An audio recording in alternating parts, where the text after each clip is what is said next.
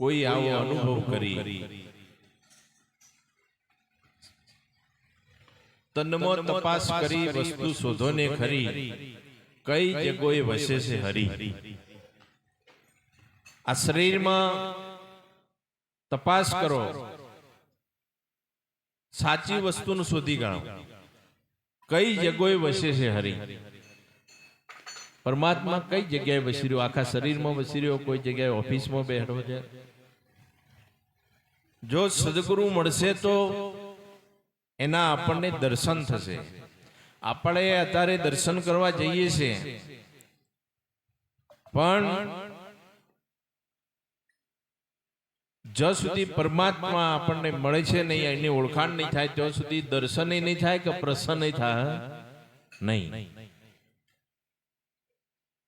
તનમાં તપાસ કરી વસ્તુ શોધો ને ખરી કઈ જગ્યાએ વસે છે હરી। આ પહેલું સ્ટેશન છે। પહેલા દેહમાં કઈ જગ્યાએ પરમાત્મા ચેતનરામ વસી રહ્યો છે? કામ નાવે નવ બારી, નવ દરવાજા છે આ દેહના, પણ કામ ભક્તિના માર્ગમાં એ બધા બંધ કરવા પડે। કામ નાવે નવ બારી, દસમી કઠણ ભારી। દસમી બારી છે ને કઠણ છે। કામ નાવે નવ બારી, દસમી કઠણ ભારી, તેની કળા અજબ ન્યારી। દસમાની કળા છે ને બહુ અજબ ન્યારી છે। અનેક ભજનમાં કબીર સાહેબે કીધું છે કે અમી તો જરે સંતોભાઈ અમી જરે, આ ભમર ગુફામાં જુઓ સંતોભાઈ અમી જરી, અમી જરી રહી છે એ દસમા દરવાજે જરી રહી છે।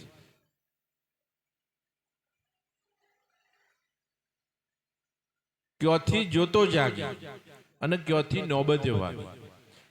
આ જોત ક્યાંથી જાગે છે અને નોબત પણ ક્યાંથી વાગે છે? જુઓ તન મન ધન ત્યાગી, આ સુરતાને આ દેહમાં આ શરીરમાંથી હટાઈ અને ગગન મંડળમાં લઈ જઈશું તો ક્યાંથી નોબત વાગી રહી છે અને ક્યાંથી જોત જાગી રહી એનો અનુભવ થશે આપણને। તો એનો કે પ્રેક્ટિકલ તમે અનુભવ કરો। ક્યાંથી જાગી સુરત નારી? સુરતા ક્યાંથી જાગી આપણે? ક્યાંથી જાગી સુરત નારી? એને કરો પ્રેમે યારી, એની સાથે પ્રેમથી ચાલો। સુરતાને પ્રેમથી યારી બનાવો, એને મિત્ર બનાવો તો ભવજળ દેશે તારી।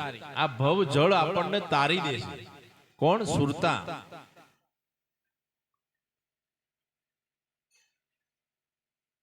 મરતો પેલો જાવે મરી, આપણું આ શરીર પડી જવાનું છે એ પહેલા જો કોઈ મરી જાય, જીવતો મરી, મરતો પેલો જાવે મરી, એને વાત લાગે મારી। દોલતરામ મહારાજે કીધું કે મારી વાત આ જાણવી હોય ને તો જીવતો મરી જવું પડશે।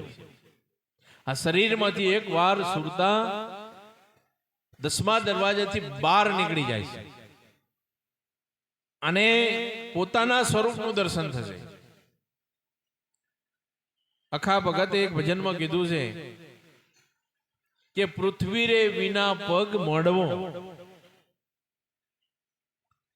આ શરીર પણ એક પૃથ્વી છે, એના વગર પગ મોડવો। પૃથ્વી રે વિના પગ મોડવો, વણ દીવે દીવો, વગર દીવાએ દીવો બળી રહ્યો છે। તો સંતોએ અહીંયા કીધું છે કે દબાડસ ઓગળ દૂર, પુરુષ વિદેહી પુરા, જગમગ જગમગ જોત જલે પહોંચેગા કોઈ સુરા।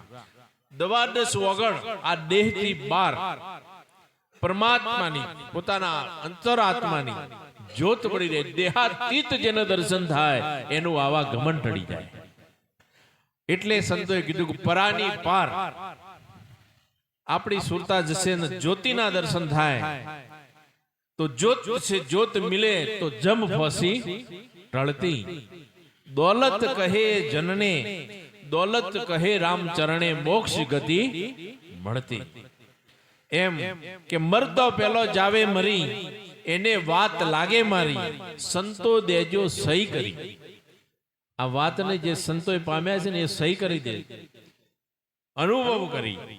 દોલતે વિનંતી કરી, આપણા બધાને સદગુરુ મહારાજે વિનંતી કરી, દોલતે વિનંતી કરી, આત્મ જાણી જાઓ તરી, આત્માની ઓળખાણ કરીને તમે તરી જાઓ તો તૂટે જરા મરણ ફેરી, આ જન્મ મરણનો ફેરો આપણો ટળી જાય.